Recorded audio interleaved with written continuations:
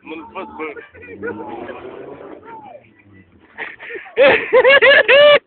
Băi, să nu sari! Băi, s-a dat asta, Ștefan. Nu pot să filmez acum. Aprinde peștele.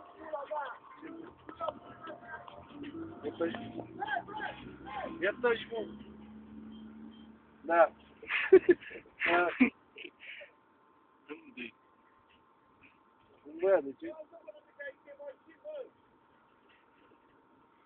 Da, da, jos, mă. Hai, mă terorizezi. A luat așa, sau oricum. Cine?